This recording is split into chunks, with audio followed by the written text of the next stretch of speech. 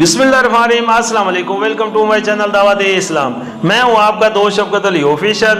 उम्मीद करता हूं कि आप सब लोग ईमान के आला दर्जे पे होंगे। सूरह अल-अराफ की याद नंबर 158 का तर्जुमा, ए मोहम्मद सल्लल्लाहु अलैहि वसल्लम कहो कि ए इंसानों, मैं तुम सब की तरफ उस खुदा का पैगंबर हूँ जो जमीन और आसमानों की बादशाही का मालिक है। उसके सिवा कोई खुदा नहीं है। वही जिंदगी बख्शता है और वही मौत देता है। बस ईमान लाओ अल्लाह पर और उसके भेजे हुए नबी उम्मी पर, जो अल्लाह और उसके इरशादात को मानता है और पैरवी इख्तियार करो। उसकी उम्मीद है कि तुम राह रास्त पालोगे।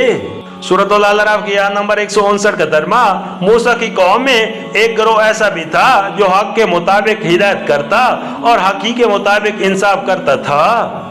सूरह अल-अराफ हाशिया नंबर 116। असल सिलसिला कलाम बनी इसराइल से मुतल्लिक चल रहा था।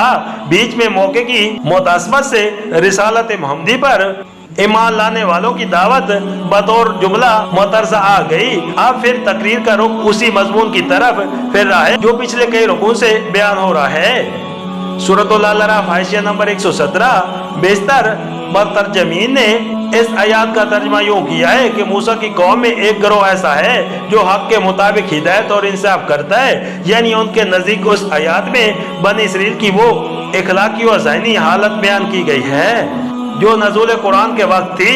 लेकिन सियाको सबाक पर नजर करते हुए हम इस बात को तरजीह देते हैं कि इस आयत में बनी इसराइल का वो हाल बयान हुआ है जो हजरत मूसा के जमाने में था।